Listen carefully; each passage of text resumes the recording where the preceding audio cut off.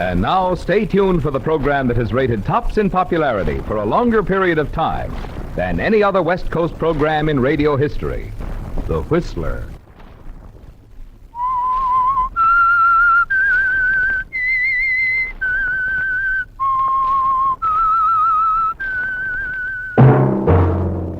Invite you to sit back and enjoy another strange story by The Whistler.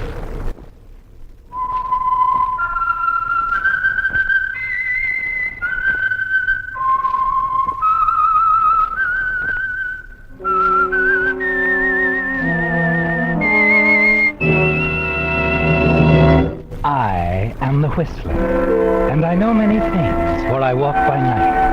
I know many strange tales hidden in the hearts of men and women who have stepped into the shadows. Yes, I know the nameless terrors of which they dare not speak. And now for the Whistler's strange story, a trip to Aunt Sarah's.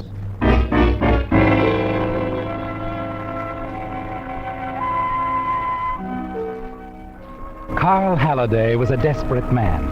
All the while he was driving from Summit to the northwest town of Kinsley, he was haunted by the nagging realization that if old Jace Melton, an associate of Carl's late uncle, refused to help him, the Halliday lumber mills would be no more. And seated beside him, a constant reminder of the impending defeat, was his partner Max Fenner, whom Carl had inherited, along with half interest in the mills from his uncle. Between the two of them, they'd managed to bring the lumber mills to the brink of oblivion, and only Jace Melton's assistance could save it now. Max remained in the car outside, while Carl Halliday pleaded his case with the elderly gentleman, whom Carl believed could save the mills with a single word. You're being unreasonable, completely unreasonable. I think the same of you. You suggest that I sell a valuable piece of land in Mexico to save a lumber mill, which your operations have brought to the brink of ruin. The land in Mexico is half mine, Jace. Remember that. My inheritance, yes. You're in a poor position to judge its true worth. But you can. And do. For your welfare and my own.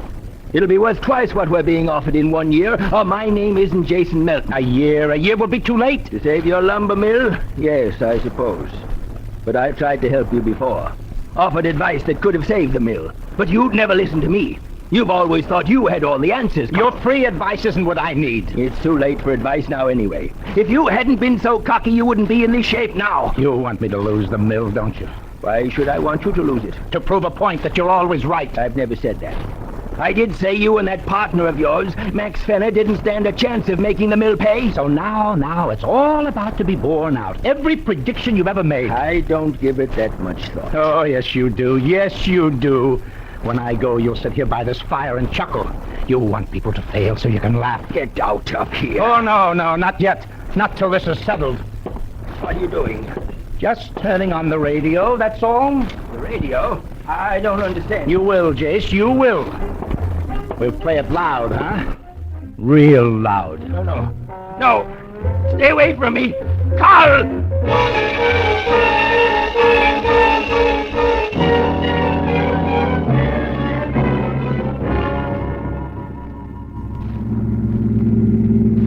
Killed him. You killed him. Carl, you didn't have to do that. Oh, shut up, Max. Shut up and think. He almost got me. Tore the devil out of my arm with a letter opener before I put him away. I'm sorry you're hurt, Carl, but murder, how do you expect I said shut up. Put Jace out of the picture, I can raise money on the land in Mexico and save the mill. But if someone saw us... Nobody saw us. No one even knows we drove down here tonight. But if they did, if they ever found out... They don't and they won't. That's all that's important now, Max. That and the simple fact that the money I raise from that land will keep us in business. Yes, it will do that. Don't drive too fast, Carl. We must get back to Summit without being seen. Don't stop for anything. Oh, you worry too much, Max.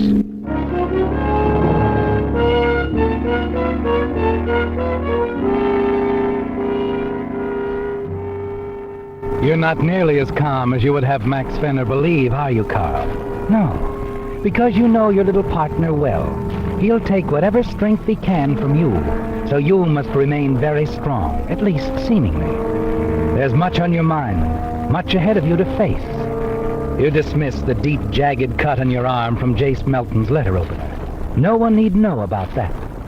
You're far more concerned with the questioning you'll get in the matter of Jace's death. So many people can testify to the many differences you've had between you. That's why you're not at all surprised the next morning when Sheriff Avery pays a visit to your office and is ushered in by your secretary. Sheriff Avery? Well, of course, Jenny, of course, show him in. Sheriff? Good morning, Carl. Good morning to you, Sheriff. I'm surprised to see you way out here. Carl, I suppose you've heard about the murder over in Kinsley. Murder in Kinsley? When? Who? Jace Melton. Happened last night. He was alone in the house. You mean someone broke in? It was a robbery? Well, I don't know what theories they're advancing over in Kinsley. Me, I've got my own ideas. Jace was a friend of yours, wasn't he? He was a friend of my uncle's. He and I were associated only through business, Sheriff, and very little of that. We owned some property together, otherwise I'd never trouble to see him. Don't suppose you've seen him since the two of you quarreled a week ago? What? Well, no. Jenny, have I been to Kinsley since last week? No, not since a week ago Thursday. Just for the record, Carl, where were you last night? I was here in my office working.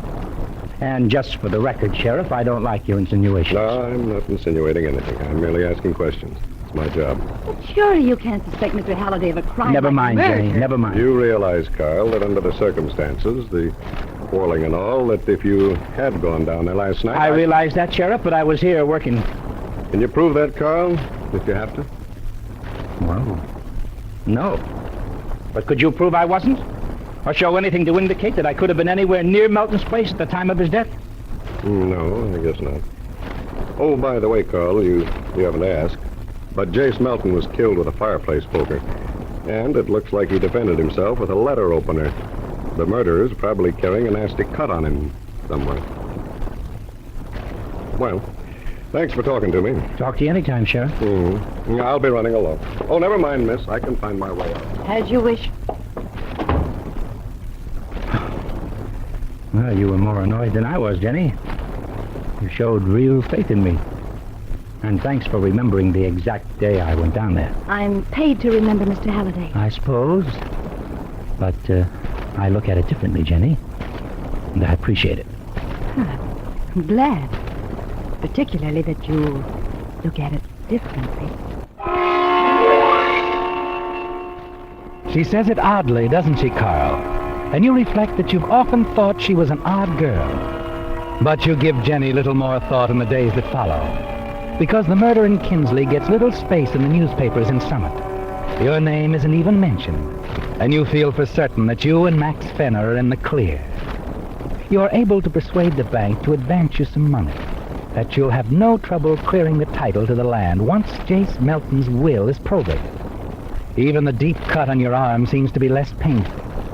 And then, with all going quite nicely, you receive a surprise in a conversation with Jenny one afternoon in your office. Oh, yes, Mr. Halliday. I mentioned to you before that my sister teaches school. Well, I don't recall, but Jenny, I still don't see why... Why I brought it up?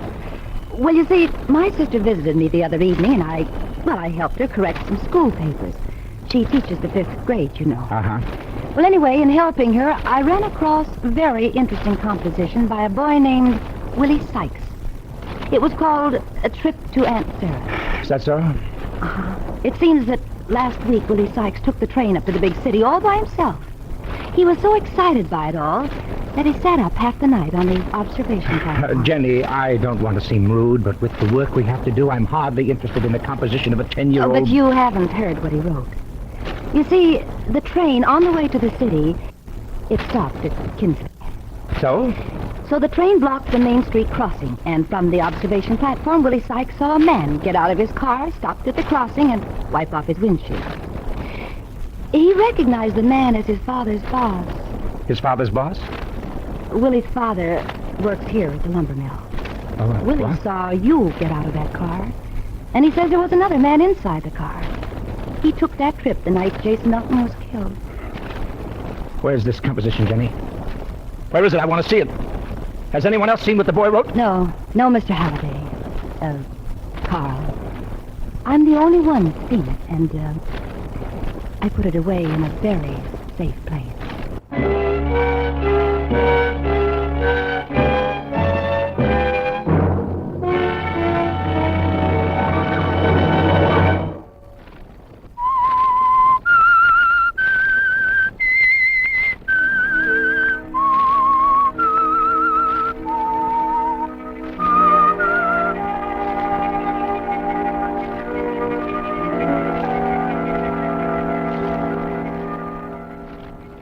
It's a terrible moment, isn't it, Carl? With Jenny, your secretary, describing a composition she corrected for her sister who teaches school. A composition by a 10-year-old boy describing a trip to Aunt Sarah's. But a composition also proving that you and Max Fenner were in Kinsley on the night Jace Melton was murdered. It's all the sheriff would need to have a strong case against you, especially since you lied to him about being there. And you listen in shocked terror as Jenny continues. And, well, that's all, Mr. Halliday. Carl, naturally I kept my sister from seeing the composition. She marked it an A on my recommendation. But what happened to it? I, kept it. Oh, I see. Well, go on, Jenny. Tell me, what do you want for that composition? How much? Nothing. Nothing? Really? Well, I was hoping it would bring us a little closer together. You see, I've always admired you, Mr. Halliday. Well, I've always admired you, Jenny. You know, you are quite pretty. Quite pretty. Then we shouldn't have any trouble. None at all. No. None, Jenny. None whatsoever. Come here.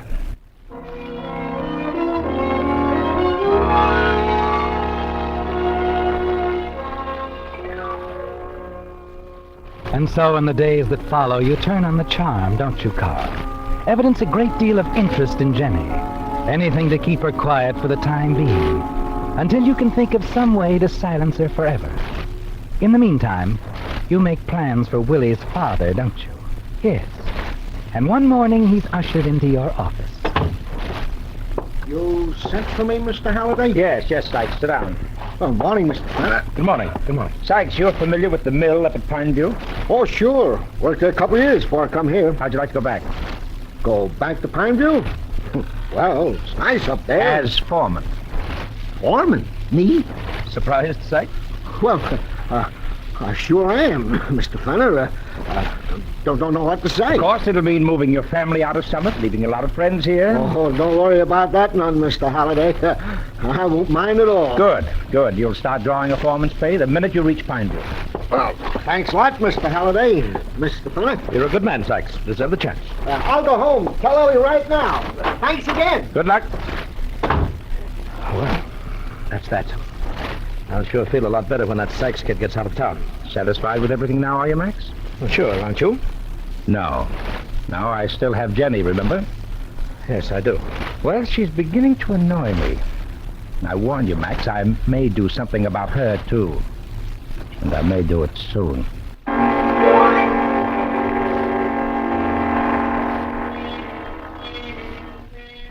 It's while you're returning from an inspection tour of the mills a week later that you decide to stop at Halliday Lodge, high in the timber country above Summit.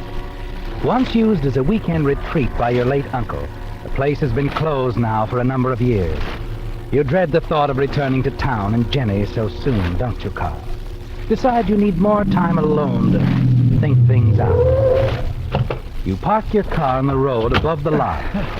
And as you start down the long flight of stone stairs, your foot suddenly gives way. The guardrail was the only thing that saved you from falling, Carl.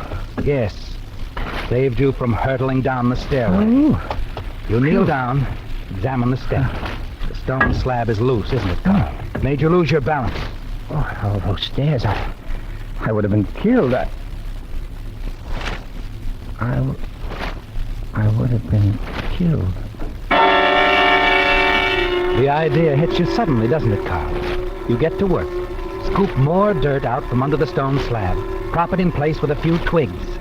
Then you loosen the guardrail. And the stage is set for murder.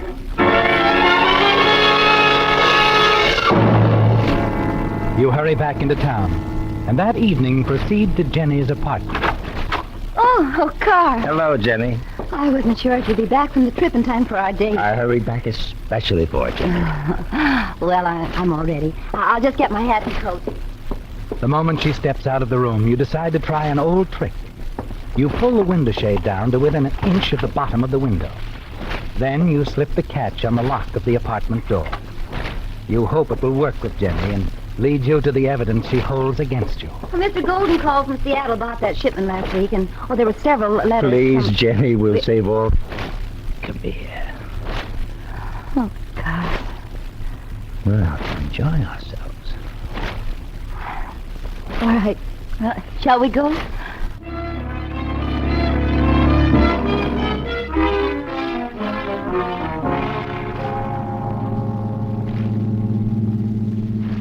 What are you thinking about, Jenny? You haven't said a word in the last 10 minutes. What? Oh, I'm sorry, Carl. I was just thinking. Did you have fun tonight? Oh, you know I did. Oh, Carl. Carl, I've met so many wonderful, exciting people since... And there are a lot more I want you to meet, Jenny. New and interesting places to visit, too. Well, here we are. Oh, home already? Mm-hmm. You're sorry the evening's over? Oh, of course I am. But I'm a working girl, and it's after 1 in the morning, so gotta get my sleep, you know. Oh, don't bother getting out, Carl. Good night, Jenny. Good night, Carl. See you in the morning. Sweet dreams.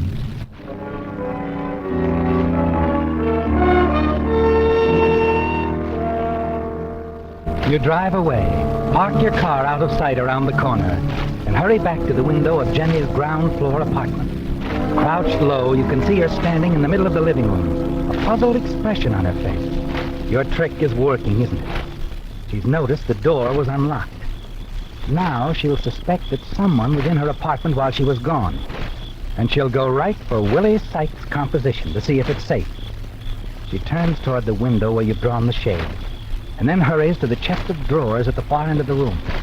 She opens the middle drawer, sifts through a number of items, and finally, with a sigh of relief, she withdraws the papers.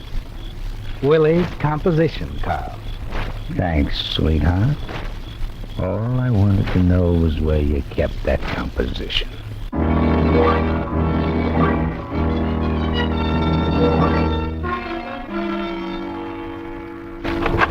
Morning, Jenny. Morning, Carl. Now, don't fall me out. I know I'm late. Oh, it's a fine time to show up at the office, huh? I'll let you in on something. I was late myself. Oh, by the way, Jenny, I meant to tell you something last night. Oh? Yes, call up the mill foreman at Shelton Pine View in Harrison, will you? Mm-hmm. Tell him there's going to be a meeting tonight at 8 o'clock at Halliday Lodge. That's a good idea. And, Jenny, I think you'd better run on up ahead of the rest of us. The place has been closed for some time, you know, and probably needs some straightening out. And you'd know about that, honey. Will do. Yeah. You sure you don't mind? Oh, of course not, Carl. I don't mind at all.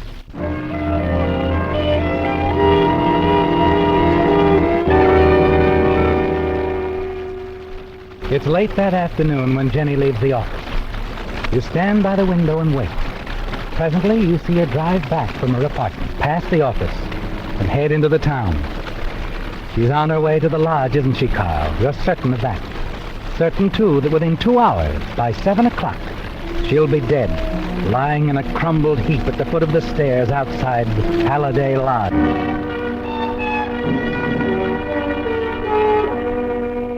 You stroll out of the office, down into the town, waste almost 2 hours chatting with some old friends.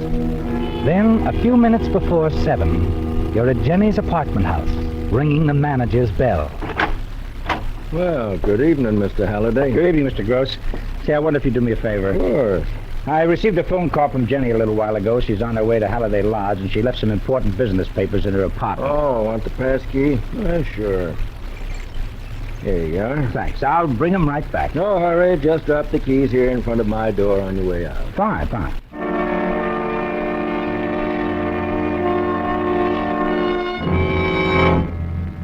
Once inside Jenny's apartment, you rush to the chest of drawers, open the middle one where you saw Jenny put Willie Sykes' composition. You search through it frantically. It's not here. A wave of panic sweeps over you, Carl, as the sudden thought strikes you. Jenny could have taken the composition with her. Yes, and when her body is found, the Willie Sykes composition will be found too. Still, there's a slim chance she's hidden it somewhere else in the apartment, isn't there, Carl? And you begin the search.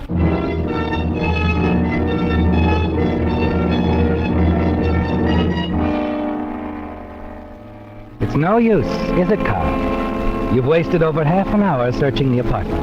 The papers aren't here. You hurry out of the apartment, and as you reach the sidewalk, a car pulls up to the curb. Carl! What? Jenny! I thought you'd be on your way to the lodge. Well, Jenny, what are you doing here? I might ask you the same thing. Well, That's why you sent me off to the lodge so early. You wanted to search my apartment. Oh, no, Jenny, you Get in the car. I want to talk to you. Oh, now, look, Jenny, if you'll just let me explain, you've got this all wrong. Yes, I know. You had it all wrong right from the beginning. What do you mean? About us, Carl, no good. Won't work. I guess I was a fool to think I could force you into falling in love with me. Jenny, what are you trying to... I'm through, Carl. Washed up. Finished with the whole business. I just got back from shopping. Also bought myself a train ticket. I'm leaving Summit for good. What? That's right. I won't bother you anymore, Carl. I'll see that you get Willie Sykes' composition. And burn it. Do whatever you want with it. Jenny, I don't know quite what to say. You don't have to say anything. It's all over. It's forgotten.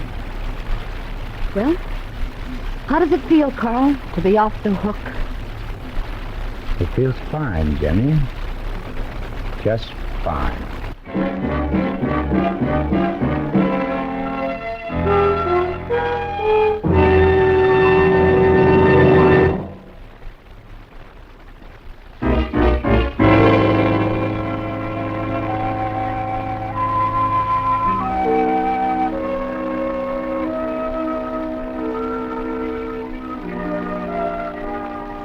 It was a shock, wasn't it, Carl? Meeting Jenny in front of her apartment, when all the while you thought she was dead, lying in a crumbled heap at the foot of the stairs outside Halliday Lodge, killed by the trap you had set. Yes, and the paper you thought she carried with her, Willie Sykes' composition.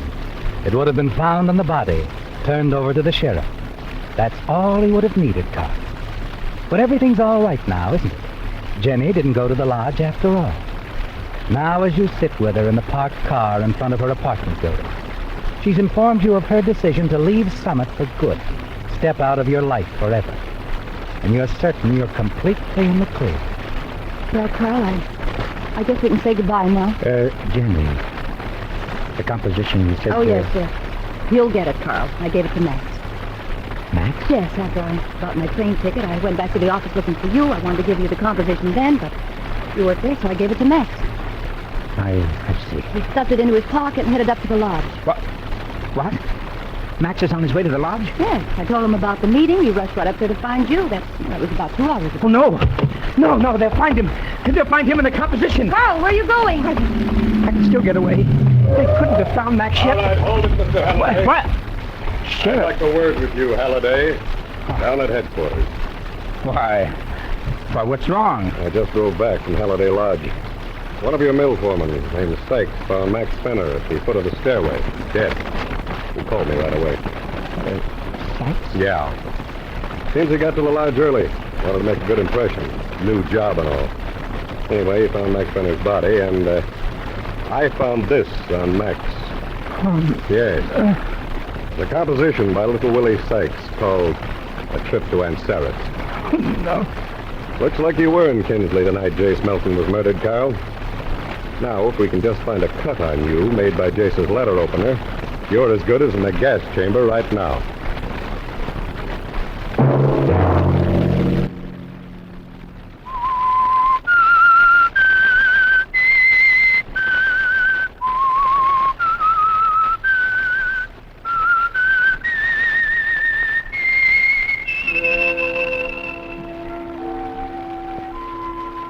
Let that whistle be your signal for the Slitzler each Sunday night at this same time.